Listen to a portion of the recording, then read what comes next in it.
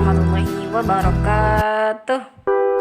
Apa kabarnya anak-anak? Semoga tetap dalam keadaan sehat ya. SDIT Sabilul Huda, taat hebat juara. Hari ini kita akan belajar tentang tema 3, subtema 3, pokok bahasan Bahasa Indonesia kelas 6 SDIT Sabilul Huda. Mengidentifikasi kosakata baku dalam teks eksplanasi. Kalimat efektif adalah kalimat yang terdiri atas susunan kata yang sistematis dan menggunakan kata-kata baku. Kata-kata baku merupakan kata-kata yang penulisannya telah sesuai dengan pedoman ejaan bahasa Indonesia atau PUEB. Kata-kata baku digunakan pada acara-acara resmi dan penulisan karya ilmiah. Contoh kata baku dan kata tidak baku. Kosakata tidak baku, zaman. Kosakata bakunya adalah zaman. Arti dari zaman adalah jangka waktu panjang atau pendek yang menandai sesuatu atau masa. Tidak bakunya lobang. Bakunya lubang, artinya adalah liang. Kosakata tidak bakunya tahun. Kosakata bakunya tahun. Arti kosakatanya adalah masa yang lamanya 12 bulan. Kemudian kalau. Kosakata bakunya kalau. Artinya adalah seandainya. Kemudian ada gak. Nah, ini tidak baku. Kemudian kosakata bakunya adalah tidak. Nah, artinya adalah menyatakan penolakan ya. Jadi kosakata baku tidak artinya menyatakan penolakan. Itu adalah contoh kata baku dan kata tidak baku. Mengidentifikasi penggunaan kosakata baku dalam teks eksplanasi. Teks eksplanasi terdiri atas kalimat-kalimat efektif. Nah, kalimat efektif yaitu kalimat yang terdiri atas susunan kata yang sistematis dan menggunakan kata-kata baku.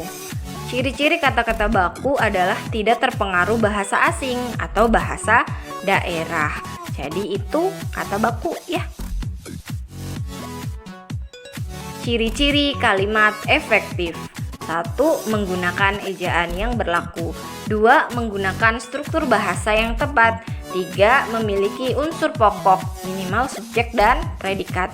Menggunakan pilihan kata yang tepat sesuai kebutuhan, logis dan mudah dipahami. Tidak menggunakan dua kata atau lebih yang bermakna sama dalam satu kalimat.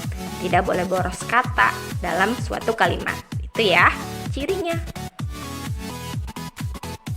Jadi, perhatikan ciri-ciri kalimat efektifnya.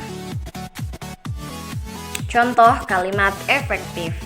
Kalimat tidak efektifnya, kita dapat mengatur lampu yang perlu dihidupkan saat membutuhkannya. Perhatikan yang ada garisnya.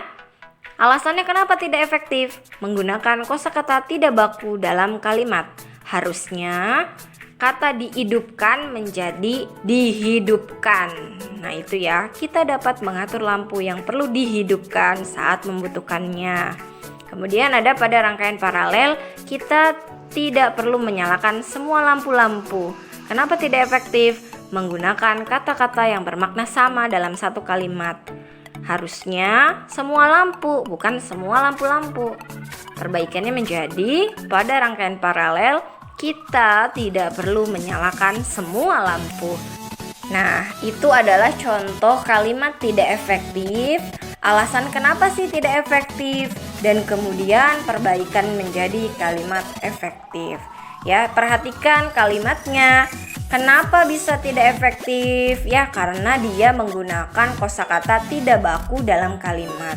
Kenapa lagi tidak efektif? Karena menggunakan kata-kata yang bermakna sama dalam satu kalimat. Nah, itu tidak boleh. Jadi harus efisien. Efektif dan efisien ya. Harus satu kata saja, tidak boleh boros. Ya itu. Menjelaskan penggunaan kosakata baku pada kalimat efektif. Kata-kata baku adalah kata-kata yang telah ditetapkan berdasarkan aturan tata bahasa. Kata-kata baku juga digunakan dalam kalimat efektif. Kalimat efektif akan mempermudah penyampaian informasi dalam isi teks kepada pembaca. Itu ya, penggunaan kosakata baku pada kalimat efektif. Kalimat efektif harus memenuhi syarat-syarat, yaitu kalimat harus lengkap, logis, singkat, dan jelas. Lengkap artinya kalimat efektif sekurang-kurangnya harus memiliki unsur subjek dan predikat. Adapun unsur kalimat yang lengkap yaitu subjek, predikat, objek, pelengkap, dan keterangan. Terima kasih untuk hari ini. Sampai jumpa. Semoga materi hari ini bermanfaat dan dapat kita amalkan dalam kehidupan sehari-hari. Wassalamualaikum warahmatullahi wabarakatuh.